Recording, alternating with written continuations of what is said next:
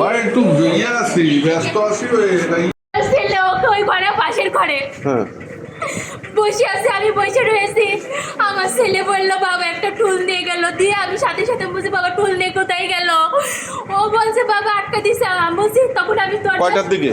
আমি আমার ঠিক আমি টাইমও দেখিনি কিছু না। দিয়ে আমি যে বলছি আরফানের বাবা, আরফানের বাবা, দিয়ে যখন চাক্কাইতে খুলিনি তখন আমি আমার বই ঘরে আমার ফোন দিয়ে আমি ওর 2বার ফোন দিছি। আপনাদের সাথে কোনো ঝগড়াঝাটি হয়েছিল?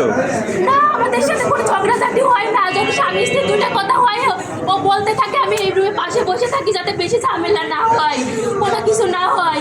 ও এই রুমে বেশি সময় কাটাই। যখন আমাদের সাথে থাকে তখন ওই রুমে, সকালে উঠে এই রুমে চলে এসে সময় কাটাই, বাচ্চার সাথে সময় কাটাই। বাত ব্যথা, প্যারালাইসিস কিংবা আর্থ্রাইটিস, আধুনিক ফিজিওথেরাপি ও পুনর্বাসন চিকিৎসায় নির্ভরযোগ্য নাম ডিপিআরসি।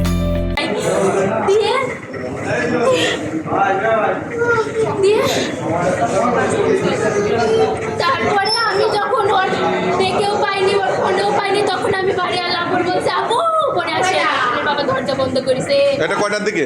আমি তাও জানি না কয়টা। তো আপনার আজকে সকালে? আজকে সকালে সকালে টুল নিয়েছিল? সকালে টুল নিয়েছিল, আমি ওখানে ছিলাম। সকালে টুল নিয়েছিল, তাও কয়টার দিকে হবে, 8:30টার পরে।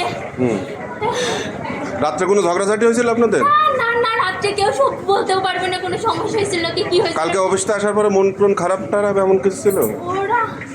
ও আমাকে মানে তেমন কিছু কখনো শেয়ার করতো না। ও খুব চুপচাপ টাইপের, মানে চাপা টাইপের একজন মানুষ ছিল। ও খুব শেয়ার করতো কম। আমার ছেলে তো ওর বলতে পাগল, ও যেখানে চাই সেখানে যায়। ও আমার ছেলে যদি না বলতে পারবে টুন দিয়ে আমি বুঝতেই পারতাম করছে।